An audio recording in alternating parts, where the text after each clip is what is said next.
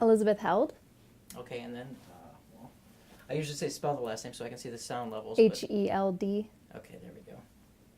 Usually they're longer, so it helps. Let's see.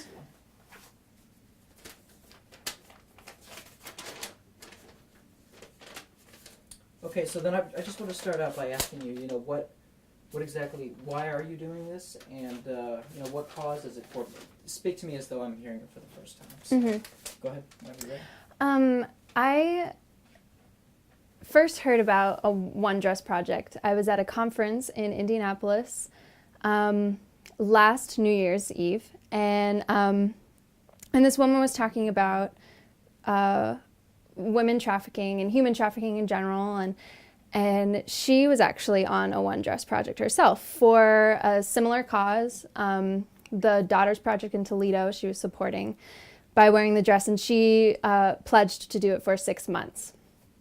And when she was talking about the project and her experience and just trafficking in general, she was talking about how Ohio is one of the top states for human trafficking in the entire country, which really shocked me and really hurt me. And so I am really passionate about women. I've taken a few women and gender studies courses, and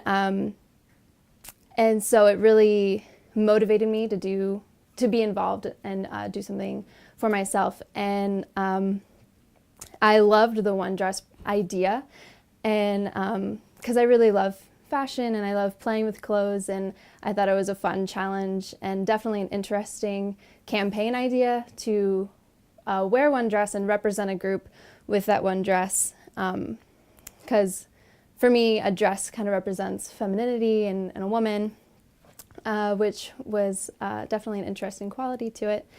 And so that's kind of how it got started. So that conference was in January, and I got in contact with Rahab's Hideaway in February. So it was very quick, and I started in April. So yeah, that's kind of how it all got started. Great, and just so I know for the record, if I want to put it in the story, do you know the exact date that you started doing this? April 16th. April 16th. Okay, great. And that was of last year, right? So, yeah. Because you're doing a year.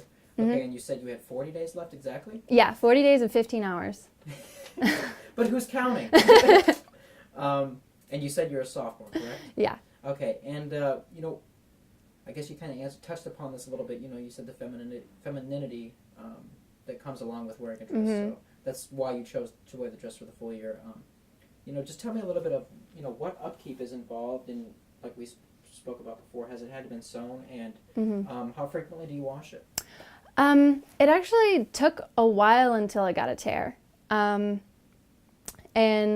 it would tear a little bit at a time. I didn't have to fix it right away. But now that it has had a major tear, it is harder to, it has been sewn a couple of times, but it is harder because it keeps tearing again and again. So that's kind of a little like, oh, but I wash it once a week, and I don't sleep in it, and I don't exercise in it. But yeah, it gets washed once a week, and if, I miss a week, then...